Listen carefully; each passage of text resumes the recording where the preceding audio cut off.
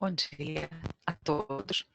Gostaria de cumprimentar a comissão organizadora do 11º Seminário Museu Dom João VI e o Grupo de Pesquisa Entre Séculos pelo aceite da minha comunicação.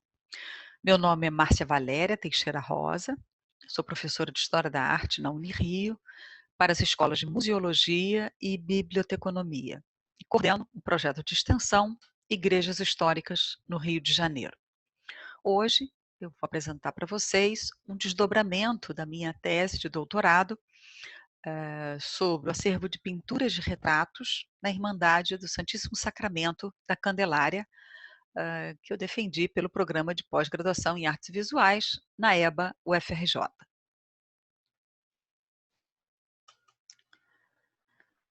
Aproveitando o tema deste 11º encontro do seminário, vou trazer para vocês algumas considerações, alguns desdobramentos da pesquisa da minha tese, sobre as 3 faces do aluno, professor e pintor Augusto Rodrigues Duarte. Augusto Duarte nasceu em 1848. Aqui à esquerda vocês podem observar a reprodução, a fotografia do livro de Laudelino Freire. E ele ingressou na Academia Imperial de Belas Artes em 1866. Teve o seu ensino na academia, depois parte para Paris, participa dos salões, volta ao Rio de Janeiro, também participa tanto dos certames da escola, da academia, nas exposições gerais, quanto às exposições do liceu. No entanto, os críticos da época, principalmente Gonzaga Duque, e aqui eu trago um trecho para vocês em relação ao como era a recepção das obras de Augusto Duarte por esses contemporâneos e mesmo articulistas nos jornais. Eu fiz um levantamento tanto no Jornal do Comércio, a Gazeta de Notícias, e o jornal O País. Sempre se mencionava e destacava a obra Ezequias de Atalá.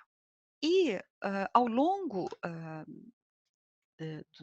dessa historiografia, muitos dos seus biógrafos, o quanto ele foi citado nas referências bibliográficas, Augusto Rodrigues Duarte ficou marcado por essa tela que muitos atribuíam que ele era o pintor de uma única tela. Então, neste trecho, Gonzaga Duque apresenta algumas observações das últimas produções do pintor, e eu vou ler as últimas frases.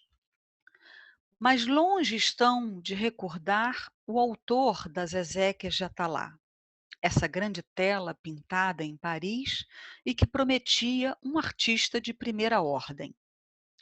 Como vocês podem observar, aqui ele está fazendo uma crítica pelas citações anteriores desta produção, quando Augusto Duarte volta para o Rio de Janeiro, porque ele tem pinturas tanto de paisagem, retratos,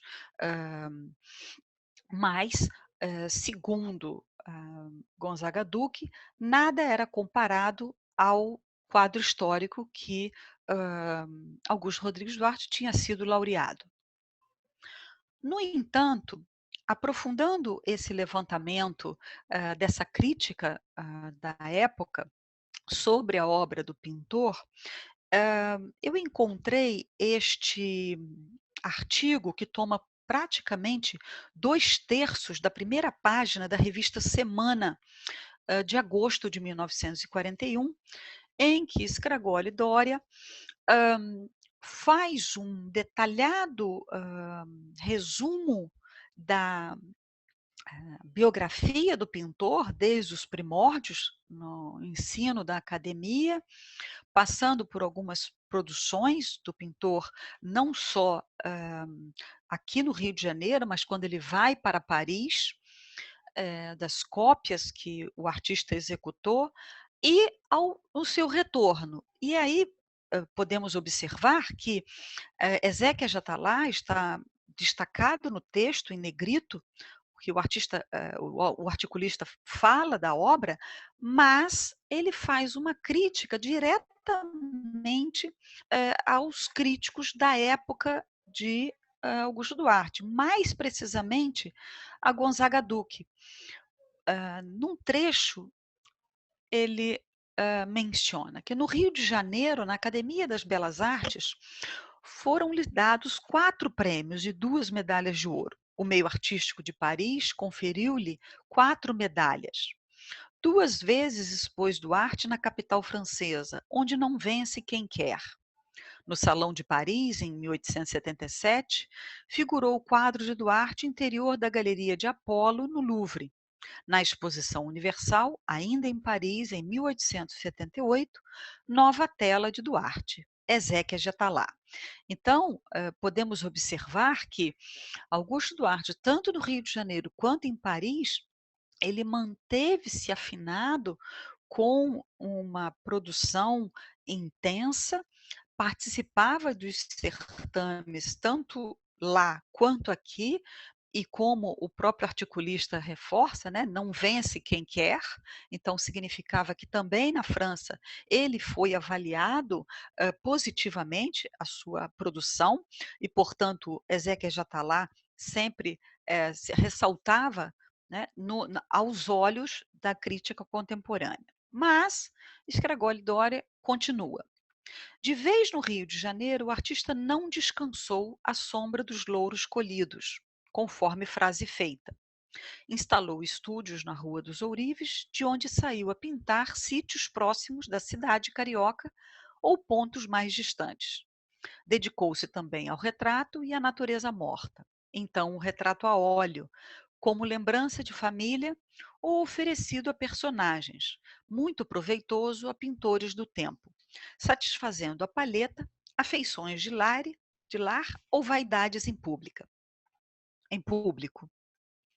De fato, como nós observamos, em todo esse artigo, Scrigoli Doria confirma que, de fato, Ezequiel de Attalá tenha sido um quadro com muita importância para a trajetória do artista, porque tanto na Europa quanto aqui ele foi premiado. Foi um quadro muito mencionado, mas não era só isso. Então, eh, o que nós vamos tentar mostrar nesse aprofundamento dessa pesquisa, né, desse desdobramento da minha pesquisa de tese, é que mesmo após a morte do pintor, ainda se falava da produção dele, exemplificando pelas pinturas de paisagens e pelos retratos, que é o que nos interessa.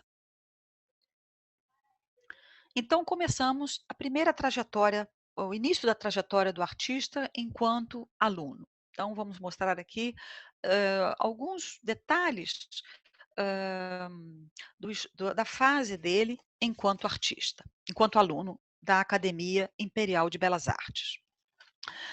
Nesse quadro que eu destaquei, desse documento do arquivo do Museu Dom João VI, um importante arquivo para, nós pesquisadores de história da arte, que nós possamos, entender o valor do documento que legitima, hã, e embasa muitas das nossas investigações, né.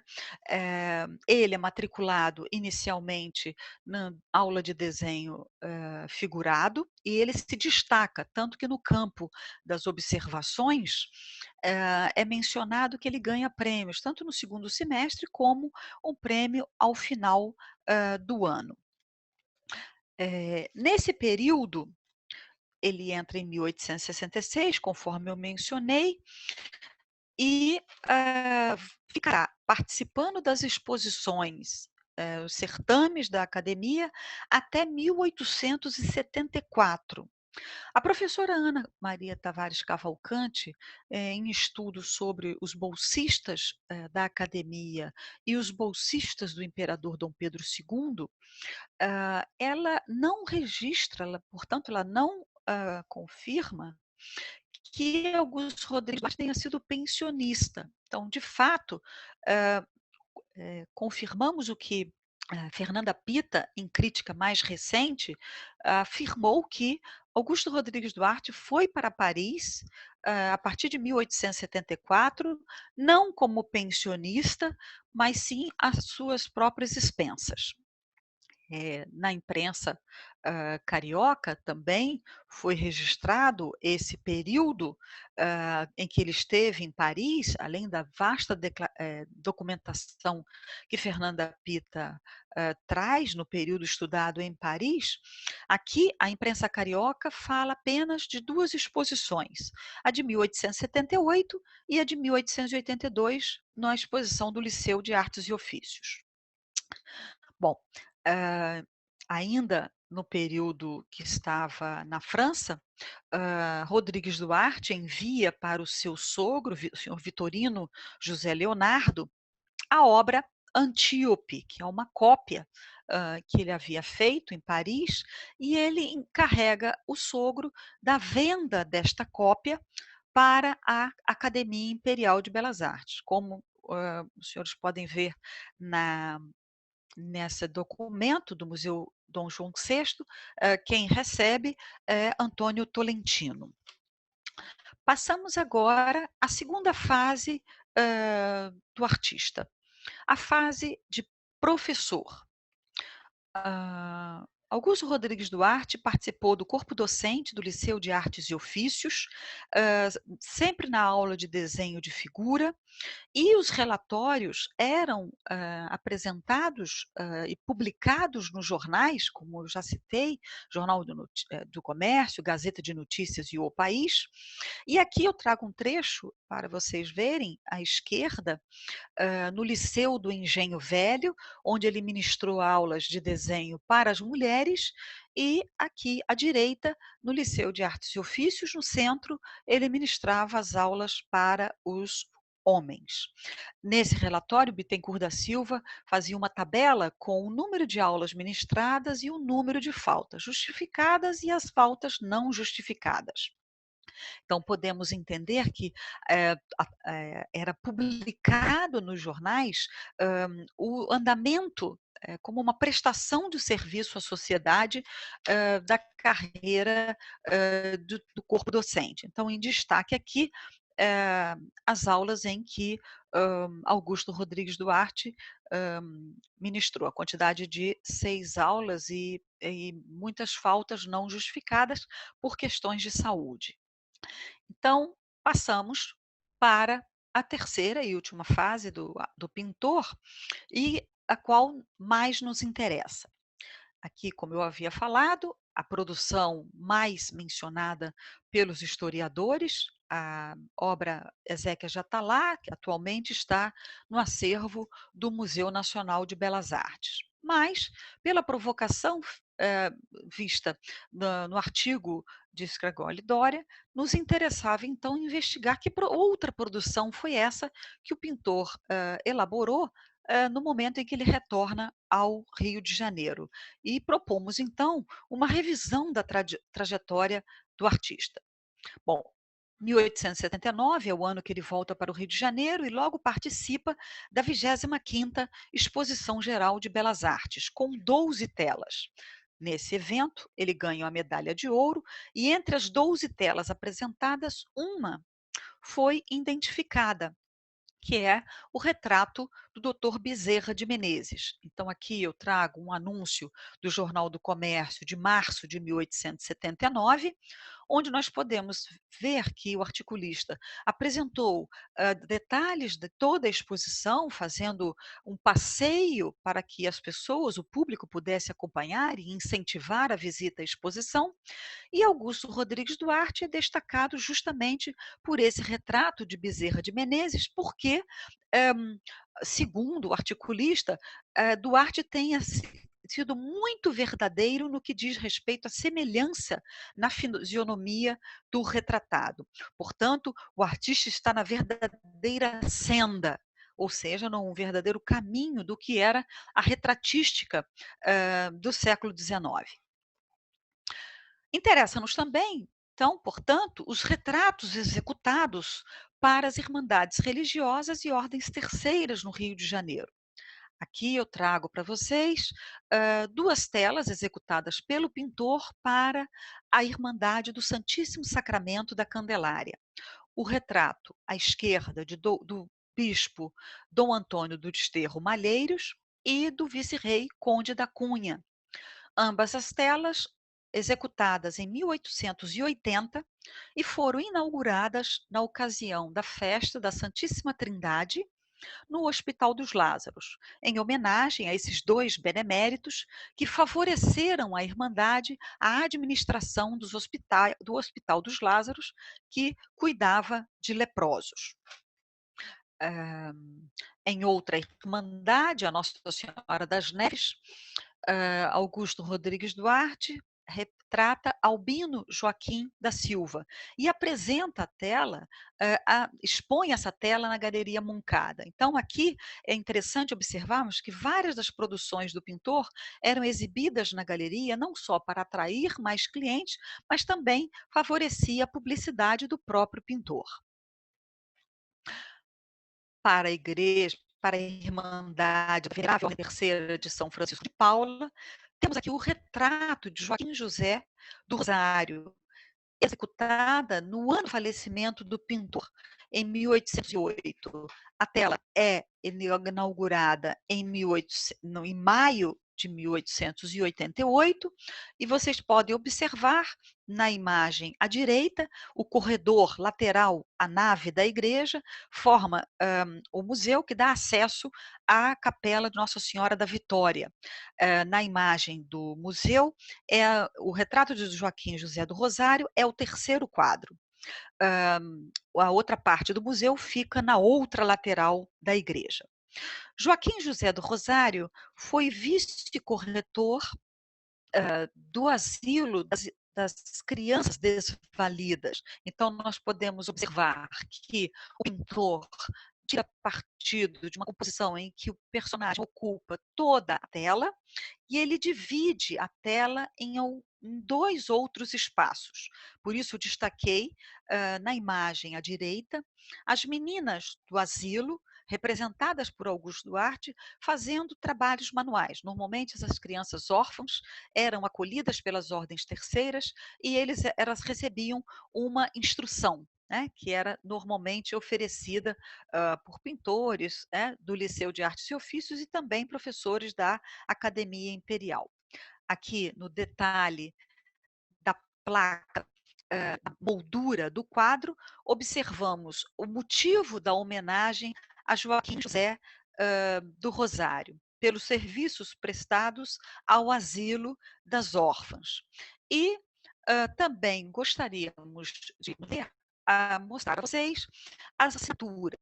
Augusto Rodrigues Duarte normalmente assinava os 2 primeiros nomes de forma contraída, apenas as iniciais, e a palavra Duarte, o D, como vocês podem observar na imagem à esquerda, o D com arabescos e o E, a última letra do seu nome, com um arabesco sublinhando a letra, o seu nome. Então, aqui gostaria de deixar para vocês essa contribuição da importância da obra de Rodrigues Duarte no cenário artístico carioca e a importância que ele tem nessa trajetória de toda uma produção feita a partir do seu retorno no Brasil. Gostaria de agradecer a oportunidade de falar que, após o falecimento do pintor, a obra dele é leiloada pela viúva, então todo o seu ateliê na Rua dos Ourives, não, então Rua dos Ourives vai ser leiloado por J. Dias, e uma centena de obras e móveis quadros, estudos, aquarelas, pinturas, e portanto algumas, nós perderam-se, a sua trajetória. Outras estão nos museus Nacional de Belas Artes, Museu Histórico Nacional e, Museu Dom João VI. Muito obrigada.